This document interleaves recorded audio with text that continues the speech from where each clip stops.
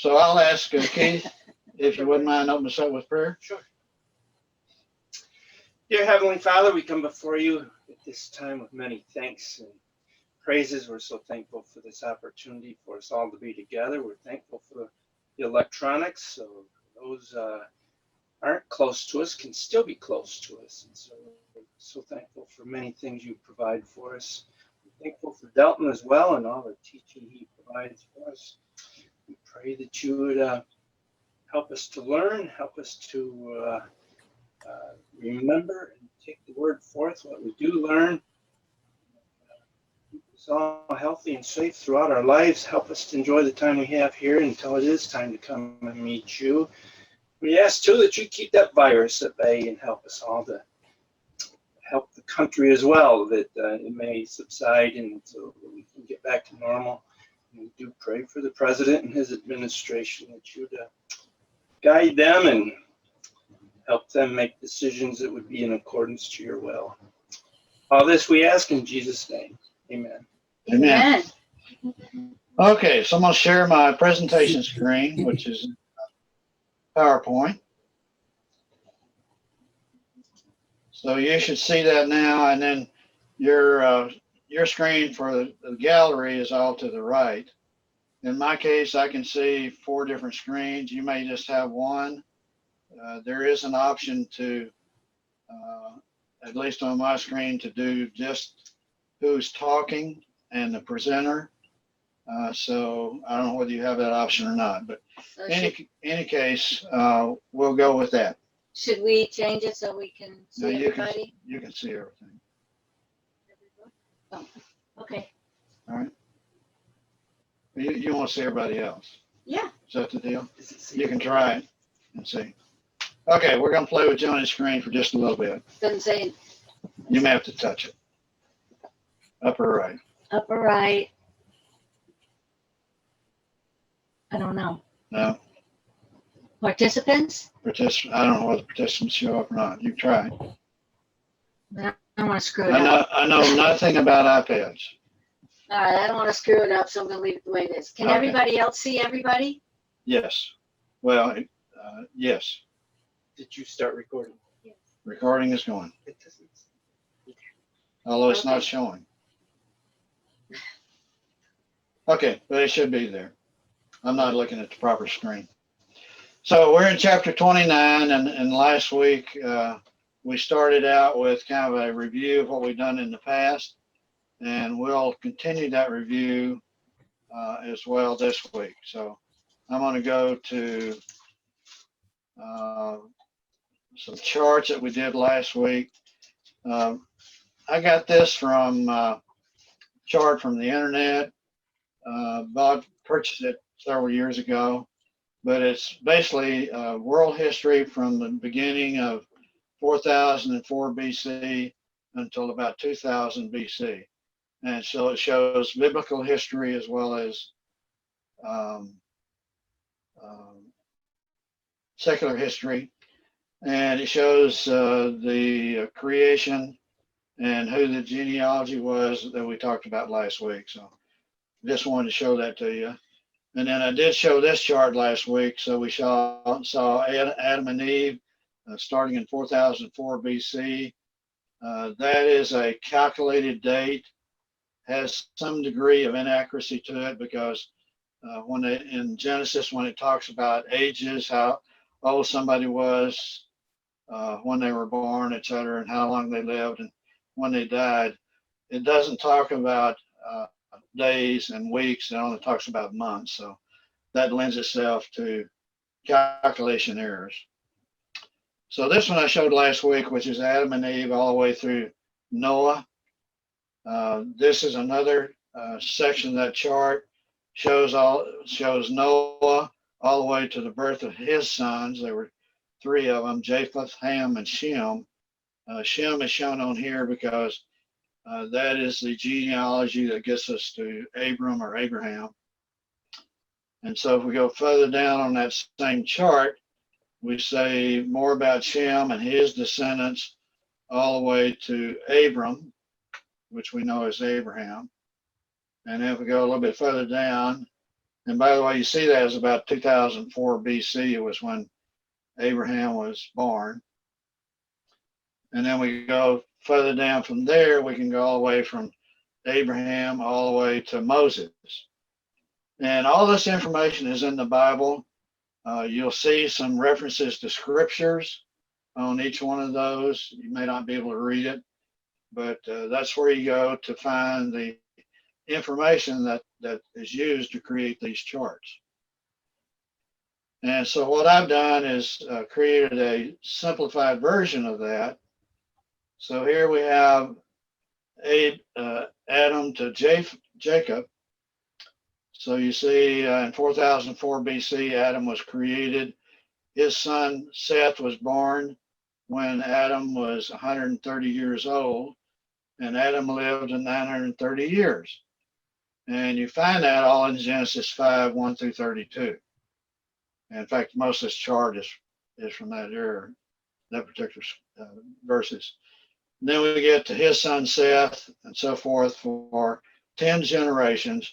And you go down to Noah, who was born in 2948 BC. And his sons were born when he was 500 years of age, and he lived for 950 years.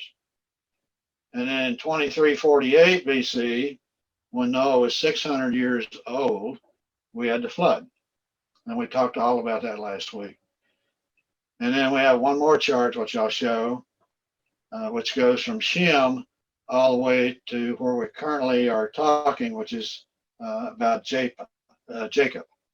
And you see the descendants all the way through Shem to Terah, who was born in 2126 BC, and his son was Abram, which we know as Abraham.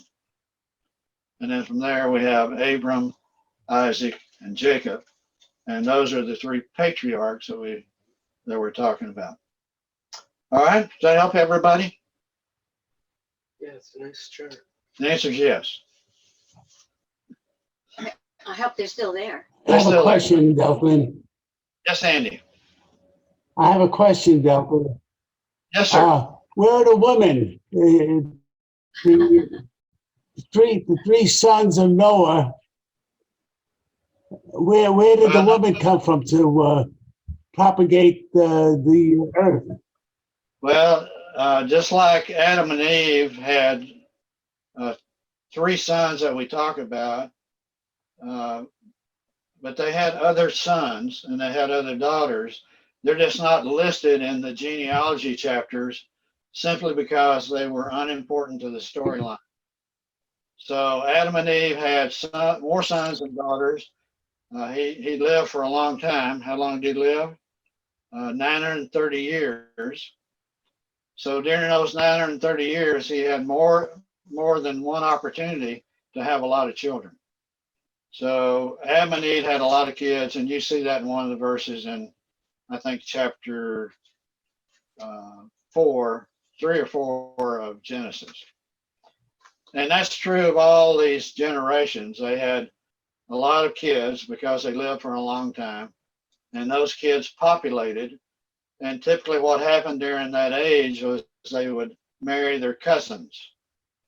And as we go through the storyline of the patriarchs, Abraham, Isaac, and Jacob, you'll see that they marry their cousins. So we'll talk some about that. That answer your question, Andy? You know, I asked the question. Well, not really. Excuse me. The flood wiped out everybody, right? Except for Noah and his 3 sons. And their wives.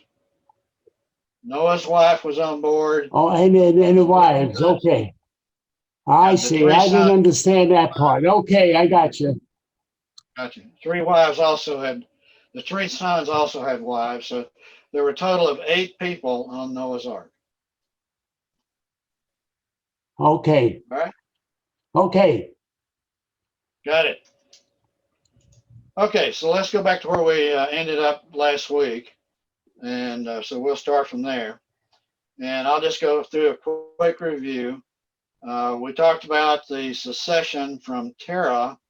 So those are the descendants of Terah. Who's Terah? Hmm. Everybody forgot since last week. Abraham's dad or father.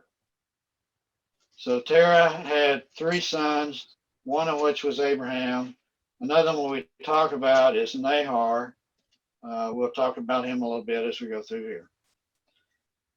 In chapter 11, we start looking at the covenant with Abram, covenant that God made with Abram. It's the end of 27, the start of chapter 12. In chapters 12, 15, and 17, there's more definitions of what that covenant is. And everybody remembers what the covenant of Abraham is, right? So where God made promises to Abraham.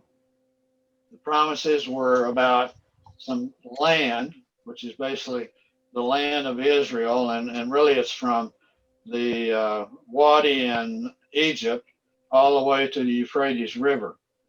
And when Israel never did claim all of that territory, but it will be claimed at some point in time.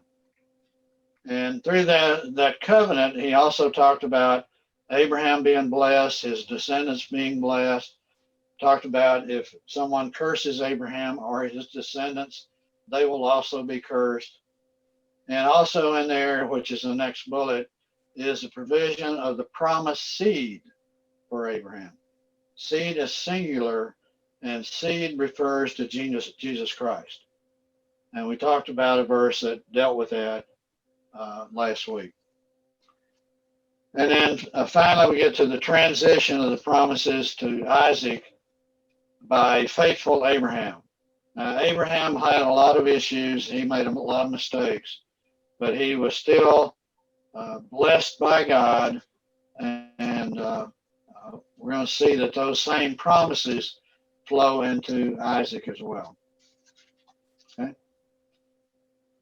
So in chapter 22, we have the lineage of the family of Nahor. And I just mentioned Nahor a while ago. Nahor is a brother of Abraham, one of the sons of Terah. And Terah is their father. Abraham and Lot and Sarah went from Ur into Haran. And in Haran, that's where they lived for a period of time. And starting in chapter 12, God asked Abraham and his wife Sarah to leave his family and go to where he was going to tell him to go.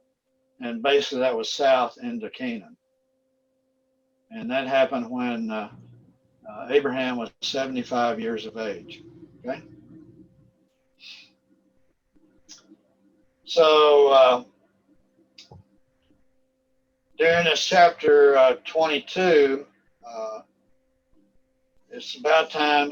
Abraham's getting pretty old, and it's about time to find a son for Isaac. So he sends his servant into his brother's household, his Nahor's household, to find a son for Isaac. And so he does that. And that's a very important storyline in Isaac's life. And who did he find as a wife for Isaac? Rebecca. Okay. And after he found a wife for Isaac, several years later, Sarah died, and that's in chapter 23, verse 1. And she was 127 years old when she died. Isaac was born when she was 100 years old. Or I should correct that. He was born when Abraham was 100 years old. Not sure exactly how old Sarah was. And so in chapter 24, it records a task of finding a bride for Isaac. He actually sent his servant, the head of the household, basically, to find a wife for Isaac. And where did he find her? Where did he first meet her? At the well. In a well. That's right. So in a well outside of the area where his brother and family basically settled. His brother was Nahor, and he got his wife Rebecca, Isaac's wife Rebecca, from his nephew, and his nephew's name was Laban. After he had settled the issue with a wife for Isaac, Abraham lives for a number of years longer, and he actually has another wife. Her name was Keturah, and he had more children through her. And when he was getting close when Abraham was getting close to passing away, he basically gives everything to Isaac except what he did give some gifts to his other sons before he sent them away, along with their wives and his new wife Keturah. Then he dies. How long did he live? Anybody know? 175. 175 years. Yeah. All right. So he left Haran for Canaan when he was 75 years old. So he actually lived 100 years before he passed away. And he spent most of his time in Canaanite territory, except for a brief period of time which he spent in Egypt. And then in Genesis 25:11 it says, after Abraham's death, God blessed his son Isaac, who then lived near Beer Lahai Roi. And that's basically south of where we know is kind of southeast of current day Jerusalem. All right. Well, we also have in chapter 25 a succession from Ishmael. So it's just his geographic, what's the term? The hierarchy, the genealogy from Ishmael on down. So that's in there for posterity's sake. And Ishmael was the son of Abraham and whom? Hagar. Hagar, okay? And Hagar was Sarah's basically maidservant. All right? Yeah, didn't you find it was interesting that when Abraham died, I always thought Isaac and Ishmael buried him, that they came back together. I just thought that was, I don't know, I just thought that was very interesting that there's something there that they came back to bury Abraham. And then the Bible does go on and tell about Ishmael's, genealogy and so forth. And I think that's interesting because when you get into, I think is it Jeremiah, when it talks about the restoration of the tribes. And I don't know what it all means, but I just think there's something there that there's some restoration going on. Well, the restoration of the tribes that Jeremiah talks about is an end times prophecy. Mm-hmm. So it's a regathering of the tribes prior to Jesus coming back. And of course, some of that is happening today in Israel. So I'm not sure that what you're reading in Jeremiah is referring to this point in time, because I think it's a future type event. Now you're right about them gathering again, and that was a restoration point probably for being considered of Abraham, the father. However, Isaac and Ishmael warred for basically most of their life, and those descendants also warred. So you still have those conflicts even going on today. What I'm Now- saying about restoration, I knew that was end times. Do you think at the end times, the part of that restoration is the restoration of Ishmael and Isaac at the end times? No. Okay. Because I really don't believe that those people are believers. And I still don't believe it today because most of those are, what do you call them? Muslim? Muslims. Thank you. Mhm. Muslims. I'm having a hard time thinking tonight. Apologize. No. All right. So let's look at the succession from Isaac. And Isaac is son of Abraham and Sarah. And when was he born?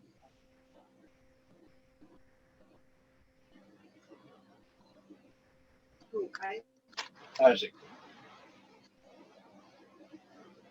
Okay, Abraham was 100 years old. We just talked about this. You guys are not with me. I'm going to have to do a better job. It's confusing. All right. And how old was he when he married Rebecca? Anybody know that? Back in chapter 25. I'll just tell you, he's 40 years old. So you'd think he wasn't a spring chick when he got married, right? But that was fairly typical during those times because they waited longer to marry and they lived longer. So Isaac, like Abraham, was blessed by God. We just read that verse. Can you think about, because we studied Isaac last year, can you think of what they had in common?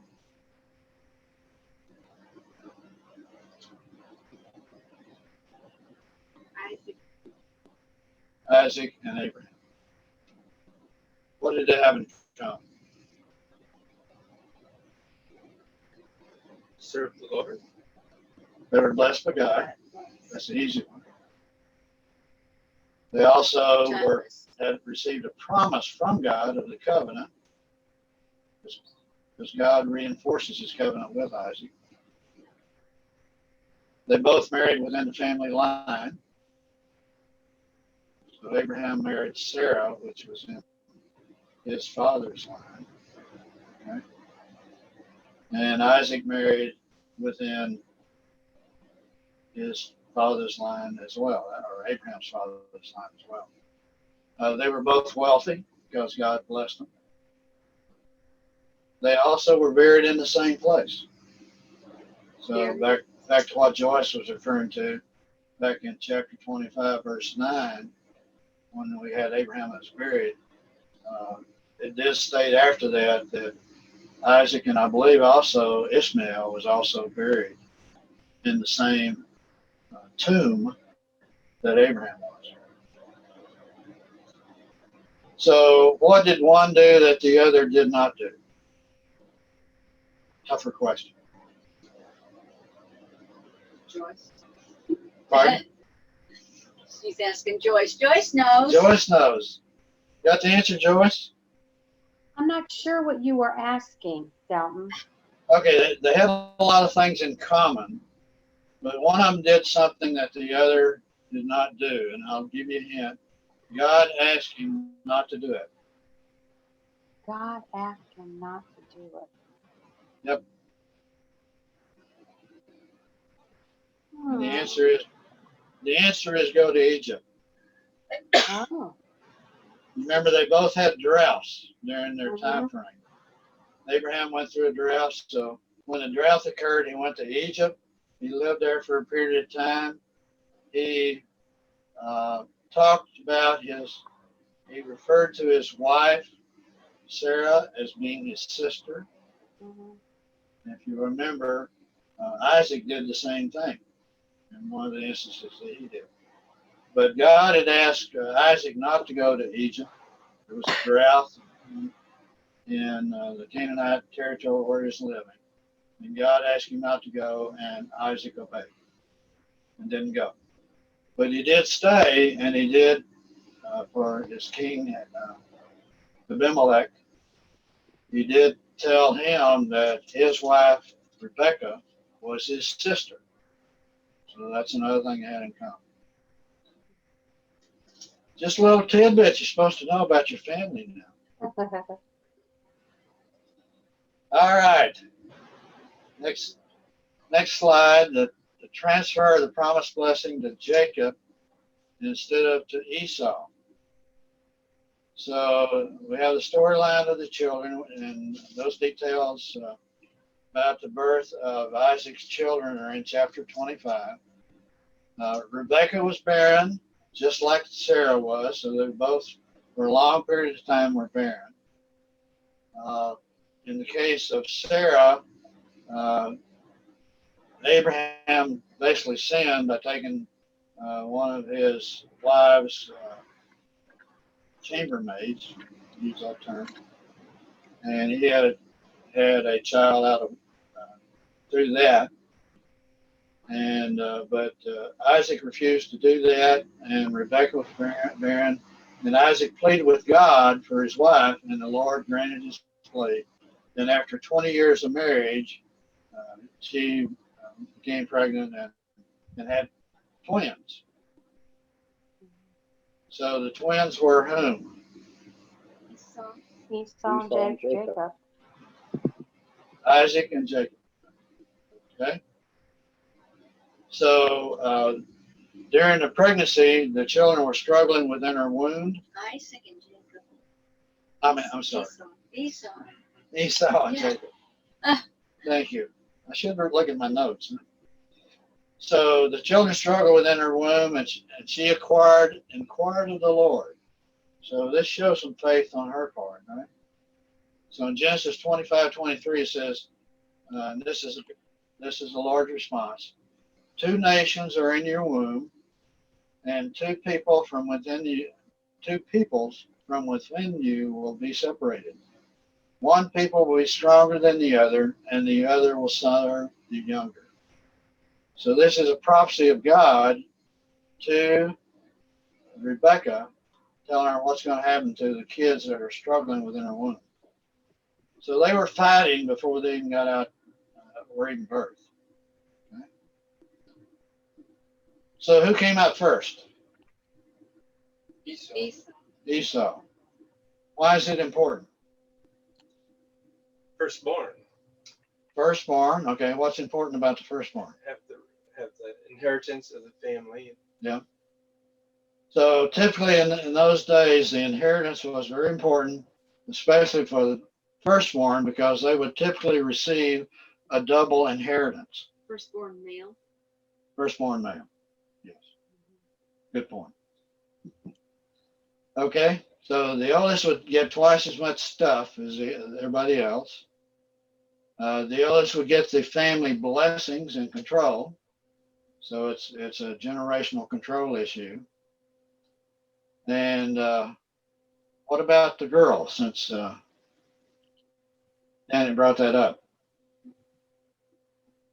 I guess they didn't matter. They didn't get anything. The Did they? girls didn't get anything because the obligation was to marry them off, and through that, the family received a dowry, not the person getting, not the wife. So women were not treated quite as properly. It's a good phrase during that time.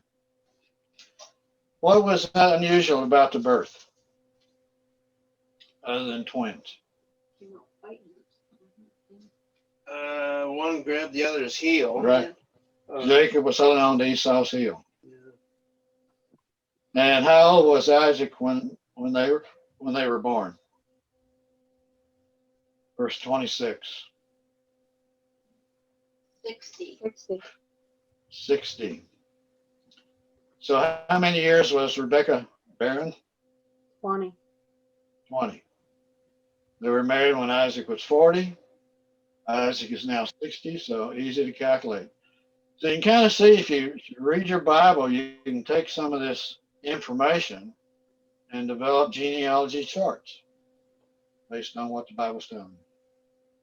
That's the reason I'm trying to point this out. So how did the blessings and birthright go to Jacob? God. Okay. So God spoke to Rebekah, and she favored Jacob, right? So But this is what transpired? had to trick her Well, that's for blessings. Had to trick Esau first, Mhm.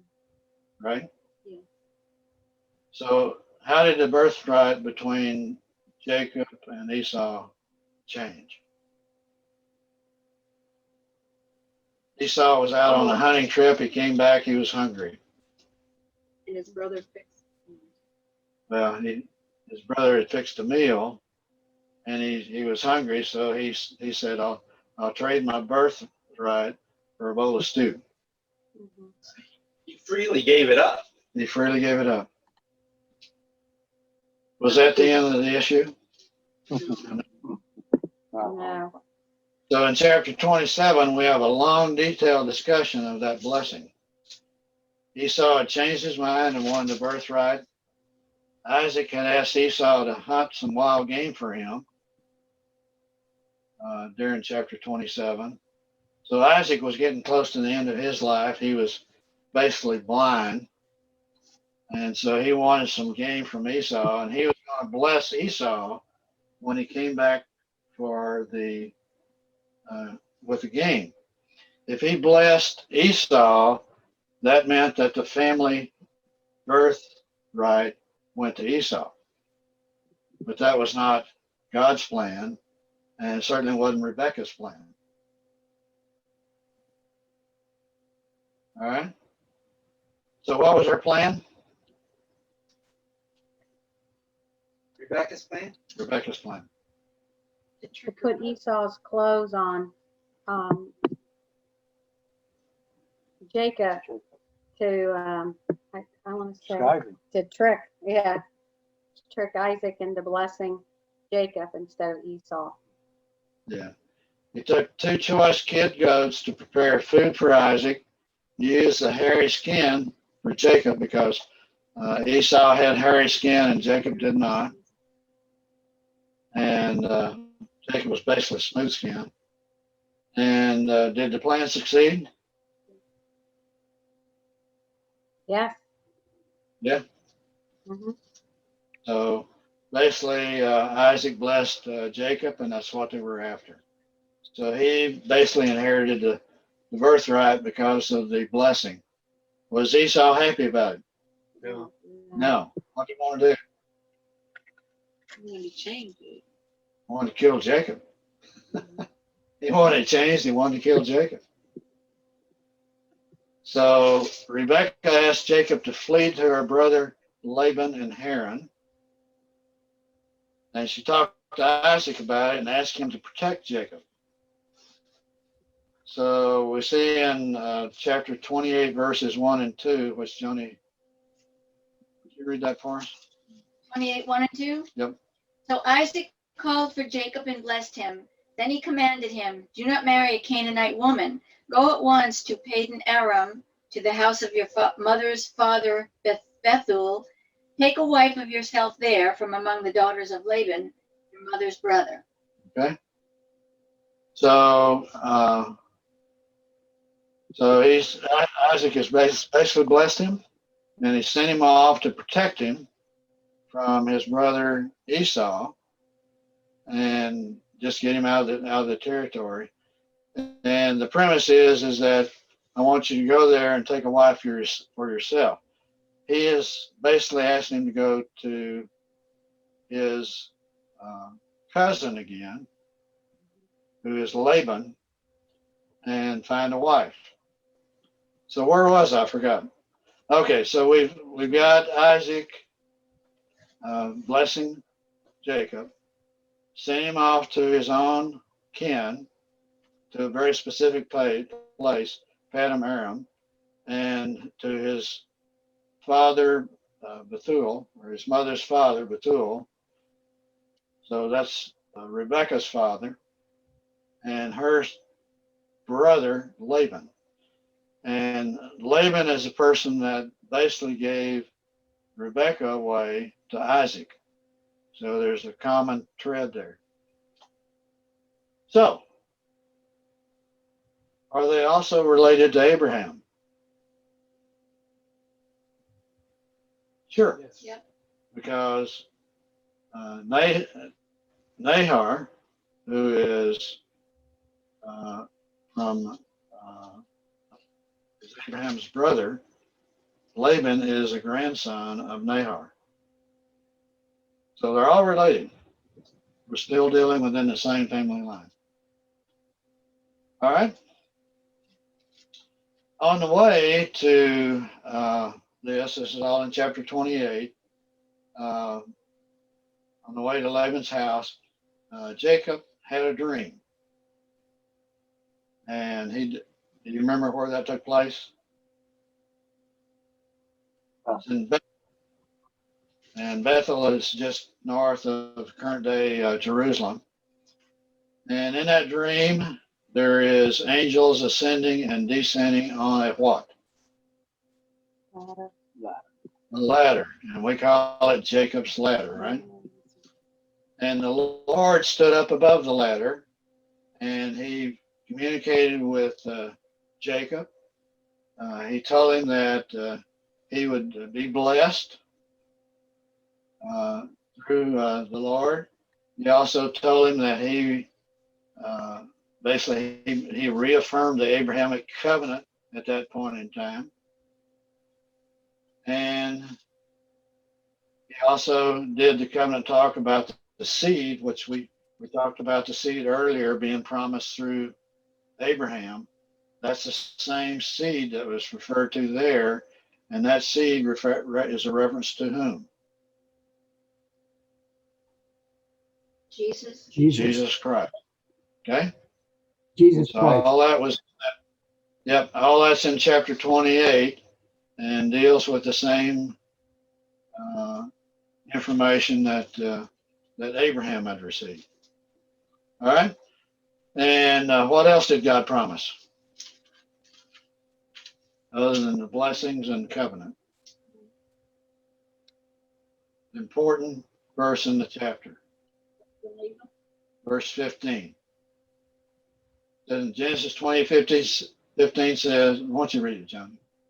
I am with you and will watch over you wherever you go, and I will bring you back to this land. I will not leave you until I have done what I've promised you.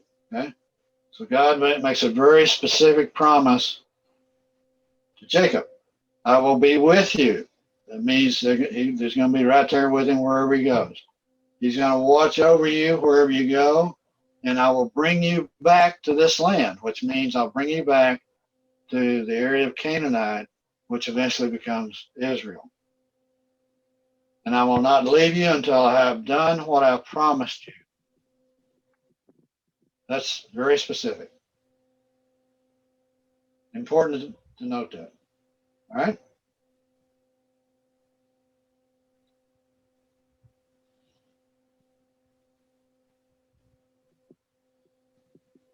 All right, next slide.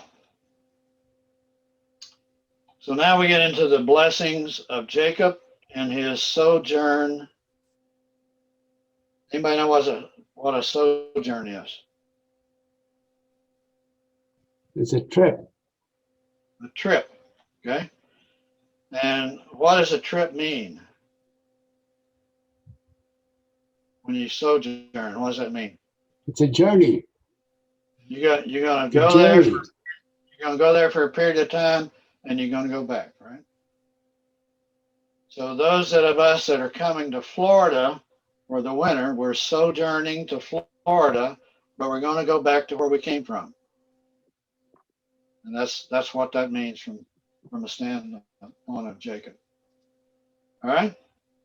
So it's to stay for a time and a place, live there temporarily, and then go back.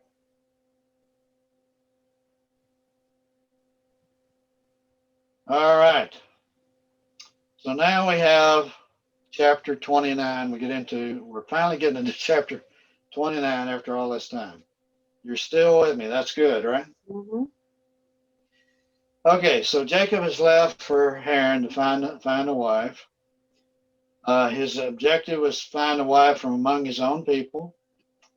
And Isaac had commanded Jacob to do that. And we read that earlier. Johnny read that passage in Genesis 28, 1 through 2. So that's a very key passage. Why don't you just read it again, Johnny, so we're familiar with it. So Isaac called for Jacob and blessed him. Then he commanded him, do not marry a Canaanite woman. Go at once to Padan Aram and to the house of your mother's father Bethuel. Take a wife for yourself there from among the daughters of Laban, your mother's brother. Okay. So we know that these verses that Laban is Rebekah's brother. He's going to get a wife from his mother's brother. And as I mentioned earlier, Laban is also a relative of Abraham. So it's all within the family.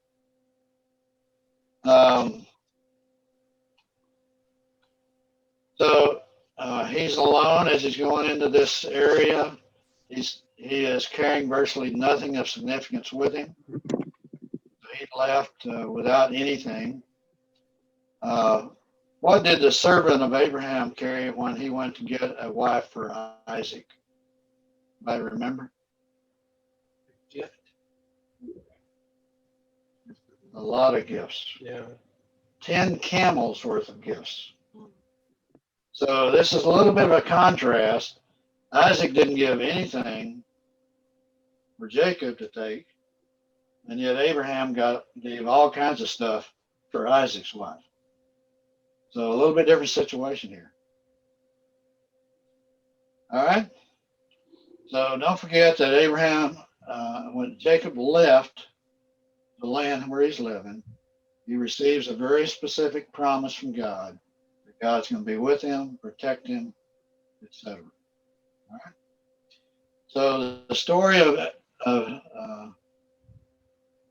Haran, the visit to Haran, lasts for 3 chapters or so and tells us a lot about Jacob. So we're going to get into a lot of details here. All right, Johnny, Genesis 29, verses 1 through 3. Then Jacob continued on his journey and came to the land of the eastern peoples. There he saw a well in the open country, with 3 flocks of sheep lying near it because the flocks were watered from the well.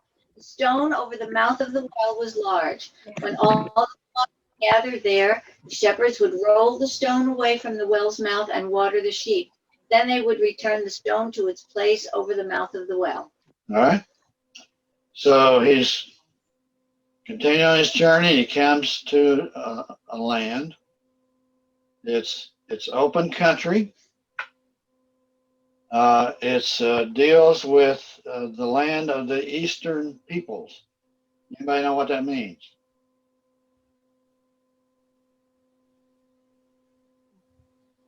He's gone a few hundred miles here.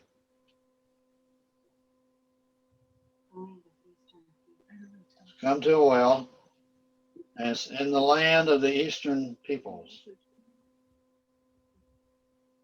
Asians?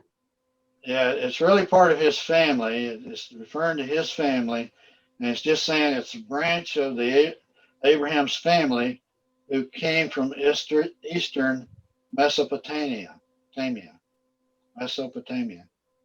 So those are the people that came from Ur, basically, which is the eastern part of Mesopotamia. So it's just a reference. It's a little bit confusing, but that's all that means. So he's in the open country. He saw a well. It's in a field. You think of an open country, it's probably pretty barren. And the well is literally a watering hole for shepherds that are grazing their stocks. We know there's 3 shepherds there. They've assembled their sheep at the well, and we're told that the well is covered by a large stone. And then it says, when all the flocks were gathered there, the shepherds would roll the stone away. So there's 3 flocks there with 3 shepherds. Why are they waiting? The shepherds? Yeah. For them all to get there because they needed help to move this. Well, there's three flocks there, or 3, what do you call shepherds? Flocks, yeah, sheep. 3 flocks of sheep there. So we don't really know from these verses, right? So we can probably tell, hopefully, from follow-on verses here. So Johnny reads verses 4 through 6. Jacob asked the shepherds, my brothers, where are you from? We're from Haran, they replied. He said to them, do you know Laban? Nahor's grandson? Yes, we know him, they answered. Then Jacob asked them, is he well? Yes, he is, they said. And here comes his daughter Rachel with the sheep. Okay. So now we see some more sheep coming. So basically, Jacob asked the shepherds a series of questions. Where are you from? Do you know Laban? Is he well? Etc. So they're just kind of getting acquainted. And what did he find out? They know him. They know Laban. And they also told him that Rachel was coming. So this is almost exactly like the encounter that Abraham's servant had at the well in the early story about Rebekah. But there's some differences. And when the servant from Abraham went to the well he found Rebekah. In this case, Jacob is going to the well, and he finds Rebekah. So there's certainly some commonality there. What's the difference? What did the servant do when he approached the well?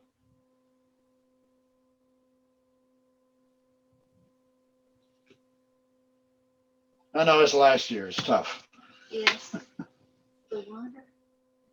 Okay. The servant prayed for God to give him a clear direction and signs. Remember? He wanted to be sure that he got the right person for Isaac. So he prayed to God. And when those signs came true, the servant thanked God and gave him glory. We're going to see a little bit different here about what Jacob does. He's not seeking God's help. So why is Jacob unaware of God's presence?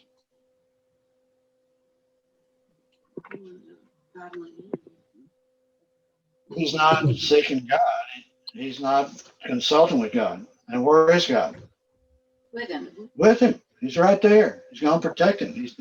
God told him, I'm going to be with you in every step you make in this country. And I'll be there till I return you to your land. So he's not even where he's there, right? Do we do some of the same thing? Yeah.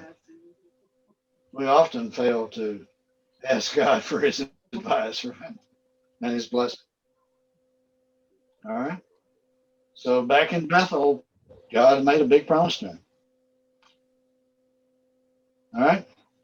So as Jacob and the man watched Rachel approach, Jacob asked why they're waiting in the hot sun. We'll see this next. I don't know how hot it was, midday sun anyway. Joni, verses 7 through 9. Look, he said, the sun is still high. It is not time for the flocks to be gathered. Water the sheep and take them back to pasture. We can't, they replied, until all the flocks are gathered and the stone has been rolled away from the mouth of the well. Then we will water the sheep. While he was still talking with them, Rachel came with her father's sheep, for she was a shepherd. Okay, so now we get a little more insight, right? It said in verse 7, look, he said, the sun is still high. It's not time for the flocks to be gathered. Water the sheep and take them back to pasture. He's been very directive. He sounds like a shepherd, doesn't he? So he is an experienced shepherd. He recognizes this is a strange situation. And shepherds sitting in the midday heat with sheep gathered is not normal. What is normal? Anybody have a clue? Do we have any shepherds here? To be out to pasture all day and in the evening coming to the well. Right. So you might water the sheep in the morning, send them out to the pasture, bring them back and give them water in the evening, and then put them to bed for rest, right? In the area of the well. Well, in the area of the well or wherever you're gathering your sheep. So, the well is out in the open someplace, so that's probably not a good place to gather your sheep from a safety standpoint. So at night, they're normally put in a safe place. Could be a canyon or whatever, but the shepherd's responsibility is to protect them. So Jacob asked him, why are they still sitting here? And what's the response?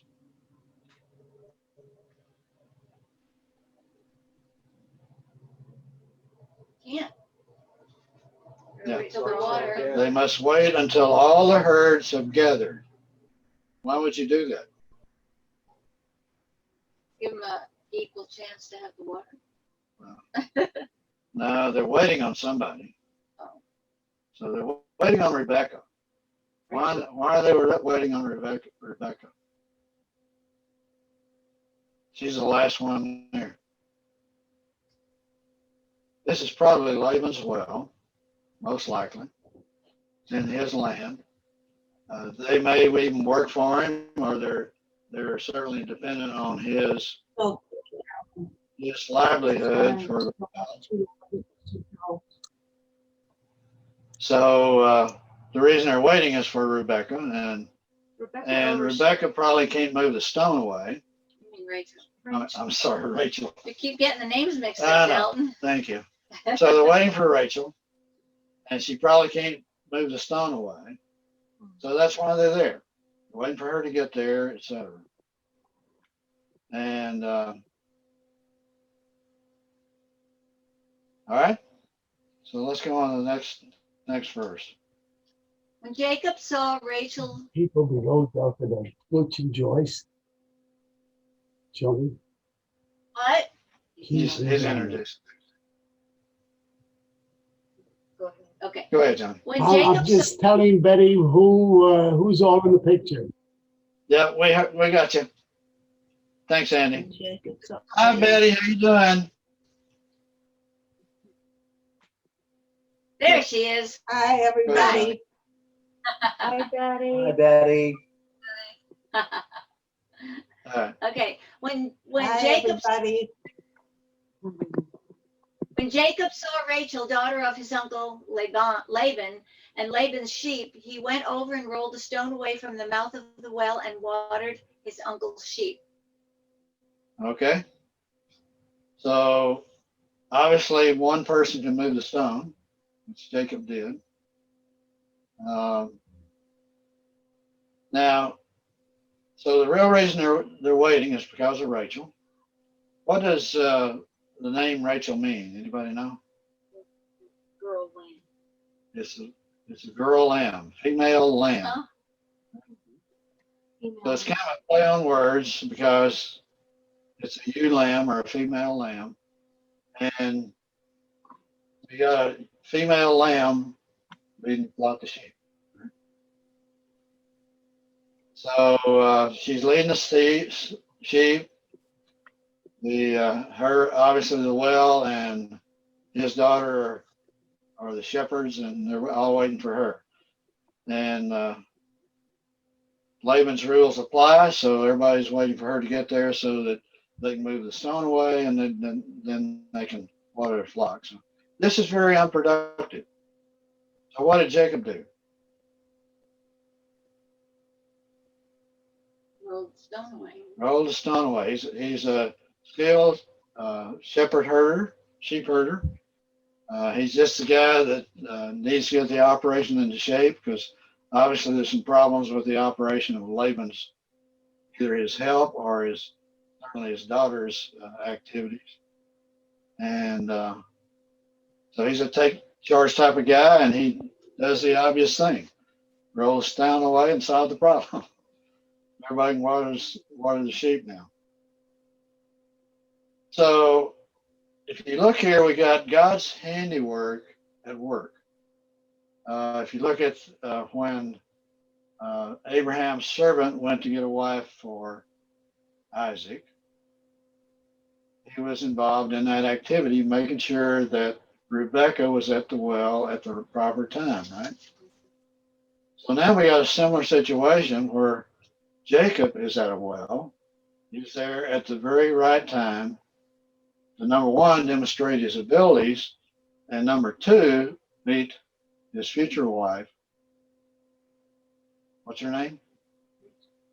Rachel. Thank you. Because I was going to mess it up. So you can see God being involved in the situation here. All right, next one, Johnny. 11 through 14. Then Jacob kissed Rachel and began to weep aloud. He had told Rachel that he was a relative of her father and a son of Rebekah. So she ran and told her father. As soon as Laban heard the news about Jacob, his sister's son, he hurried to meet him. He embraced him and kissed him and brought him to his home.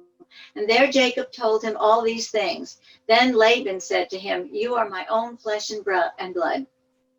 Okay. So, a typical family gathering, right? So then Jacob kissed Rachel and began to weep aloud. There's something quite unusual in this verse. What is it?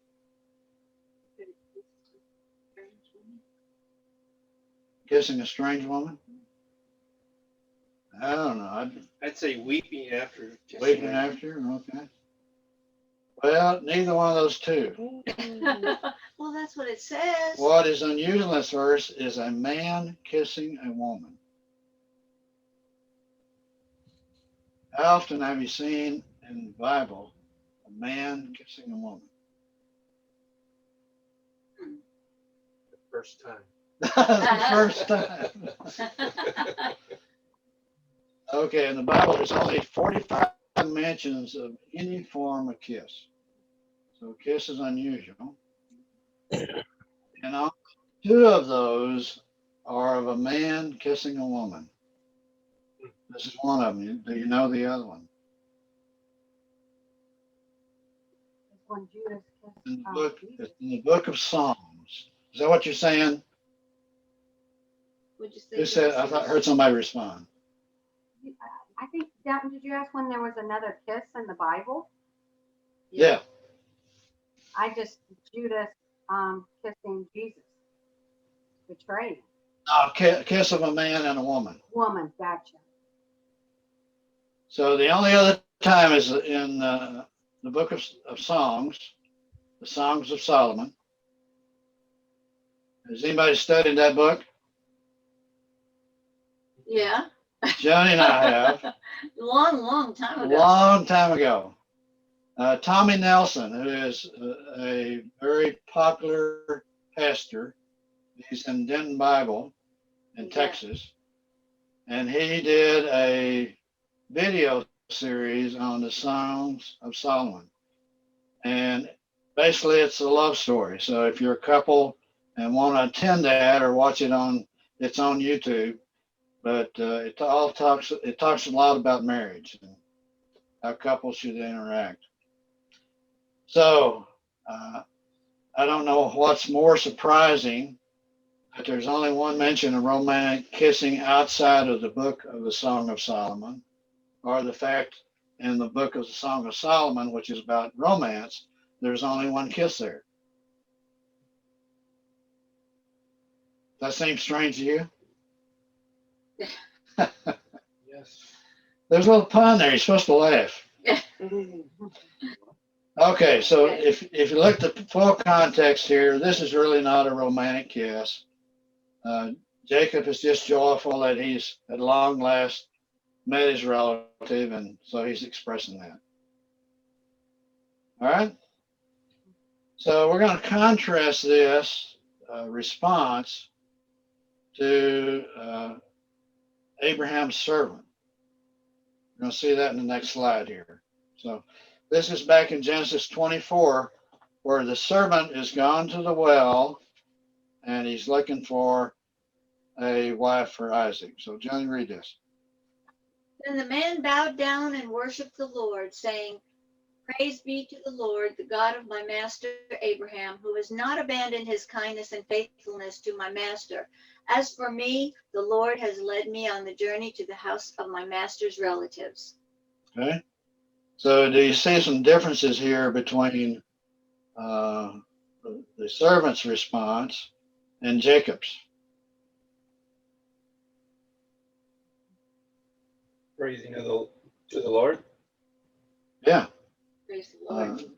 He's praising the Lord here. Jacob is happy about it, but does he praise the Lord? Nope. Not at all. He's not thinking about God leading the way. He's not thinking about God making him a promise that he's going to be with him through this entire process. So, not speaking too well for Jacob right now. All right, back to our storyline. Well, this is the verses Johnny read prior. So Rebecca goes and ran and told her father. See that in verse 12. And who's her father?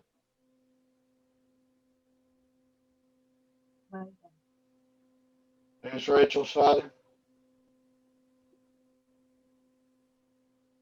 Laban. You guys must have memory issues. We do.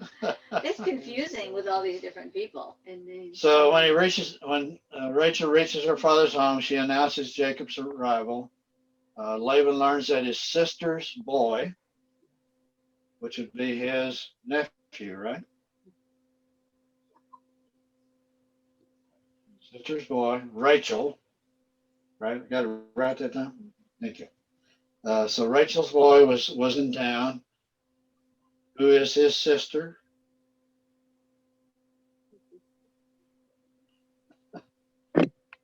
Rebecca. All right. So he's there with his brother's daughter. So he runs to meet Jacob. Jacob likes to run. This is the same Laban that negotiated his sister's marriage with Abraham. Talked about that earlier. See that in chapter 24. So what's the first thing they do when they meet and greet each other? Huh? Kissed him. Kiss. Kiss. Just his uncle. What is the first thing you do when you get when you greet an old family member? Hug. You hug. What else you do? He embraced him and he kissed You him. kiss him. Brought him to his home Brought him to his home. to give him. And what did Jacob do?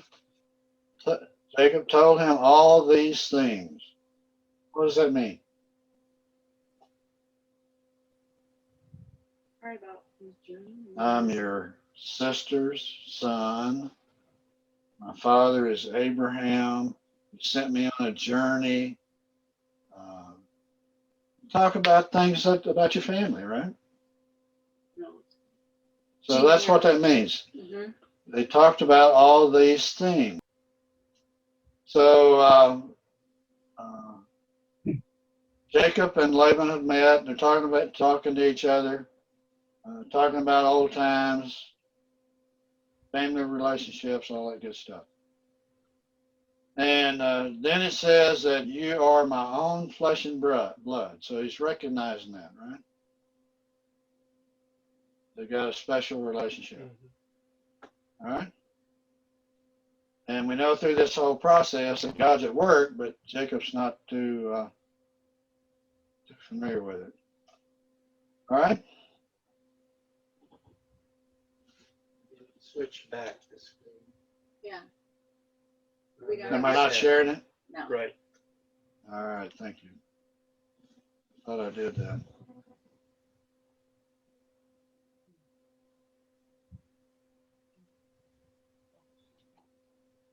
Okay. Now we're good, right? There, yes. Okay.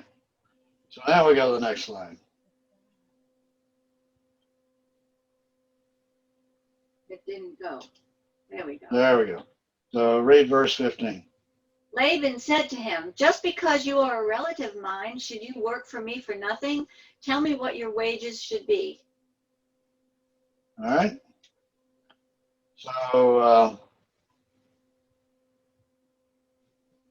So most likely this happened after Jacob had lived and worked with Laban, maybe for a month or so.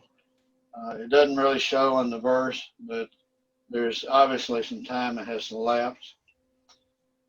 You would imagine by this time that Laban is impressed with Jacob's skills.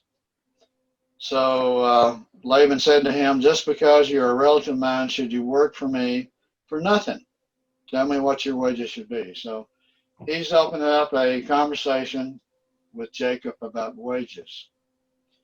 Now, in that day and time, sons were not paid. They basically would inherit something once the patriarch passed away. They would inherit whatever there was in the property, land, goods, etc. So they did not expect to be paid. But Jacob is not a son. So typically what you have is servants, some people call them slaves, and they would work for a wage. So what Laban is doing here is offering him some compensation for his time and effort. And he sees that Jacob is a good shepherd, knows what he's doing, so he's certainly seeking his help. So since he's seeking his help and offering a wage, obviously Jacob could leave at any point in time, but Jacob came to the area to get a wife, and he has nothing. So for a wife, you're expected to pay something, a dowry, for that. So this is a good thing for Jacob as well. But this is also a burden for Jacob because he's got to offer his wages for a wife. So it's a good thing for Laban, maybe a good thing for Jacob, depending on how good a deal it works out. So what is Laban trying to do with Jacob as far as this offer is concerned?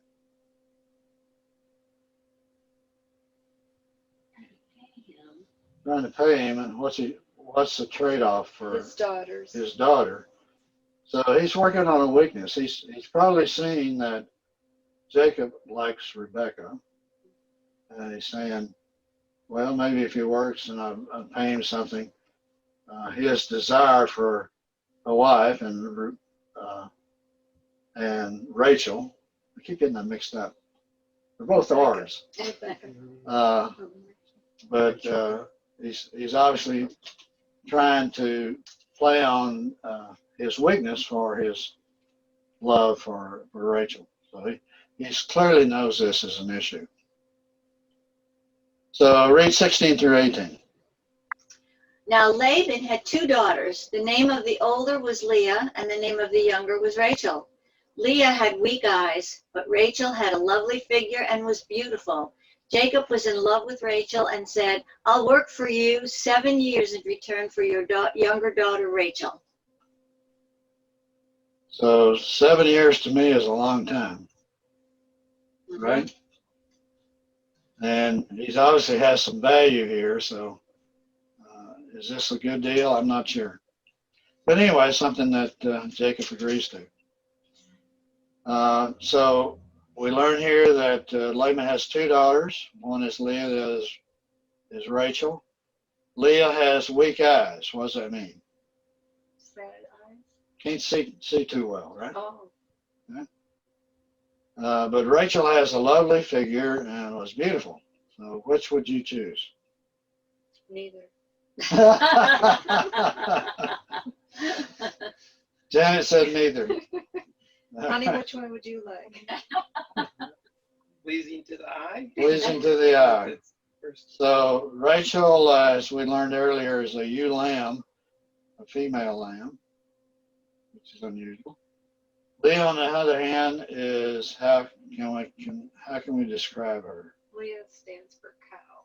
Leah means cow. Yes, thank you. I take good. Which tells you just about everything you need to know about Leah. Other than that, she has poor eyesight. So she doesn't look very good, and she has poor eyesight. So she's not very useful to a man, right? So what's inside? Yeah. So is this a problem for Laban? Yes. Yeah. Yeah, culturally, he's responsible for marrying off both women. Otherwise, he's stuck with one or both of them for life. And in this day and time, marriages are arranged, and the prospective husband has to negotiate with the bride's father with some type of bribe, right? Some type of dowry. So will it be easy for both of his daughters to be married? No. And Leah is a little bit older, so typically what you try to do is you marry the older one off first, right? Rachel, marrying her off, it's not going to be very difficult. Finding a suitor for the cow is going to be a little more trouble. So Jacob has taken an interest in Rachel. Is he going to be interested in marrying Leah? No. No. Very likely. So he's got to work for a period of time, and 7 years. he's saying, yeah, I'll work, but for your daughter Rachel. All right, so let's look at the next verse. Laban said, "It's better that I give her to you than to some other man. Stay here with me." So Jacob served 7 years to get Rachel, but they seemed like only a few days to him because of his love for her. Oh, So Oh, here we have a love story. He did kiss her once. but That it was wasn't it. romantic. But it wasn't romantic. That was it. All right. first kiss. So Jacob falls for Laban's offer. He loved her very much. She was beautiful. Why not? So he served his 7 years, and at the end of that time, he's expecting something. So What? was this a wise decision or a foolish decision? So, let's see. All right, 21 through 24. Why? Said to Laban, "Give me my wife. My time is completed, and I want to make love to her." So Laban brought together all the people of the place and gave a feast. But when the evening came, he took his daughter Leah and brought her to Jacob. And Jacob made love to her, and Laban gave his servant Zilpah to his daughter as her attendant. So why would Jacob fall for such a thing? He got him drunk. Under the influence. All right, so Jacob is expecting to get married to Rachel, but typically in those times, the wedding feast lasts for a week. The bride herself is often in a bridal uniform, has a veil on it with flowing garments and so forth, so you can't really see who she is, what she looks like, her shape, etc. And typically at the end of the week, the bridegroom is going into a feast with some of the other relatives. They typically have what do we call when the groom goes out and has a good time with the Bachelor guys. party? Have a bachelor's party, so a bachelor's party of some sort before he consummates the marriage. So he's probably a little, as Janet said, a little bit looped on wine or some other. But Rachel had a pretty figure, and the Leah didn't. But you can't see it in all that veil stuff. But you could touch it. Oh. If he's making love to her, he could touch her and see that she's not got a good figure.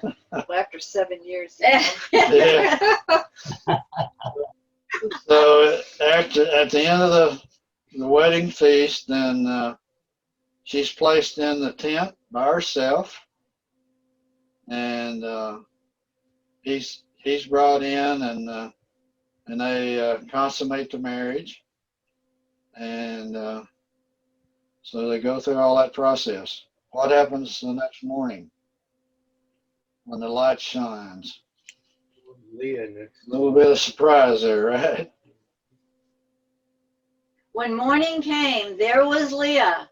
So Jacob said to Laban, "What is this you've done to me? I served you for Rachel, didn't I? Why have you deceived me?" So Jacob wasn't too happy, was it? No. So we're going to spend a little bit of time. In fact, maybe this is a good time to stop it. we'll leave you in suspense until next week.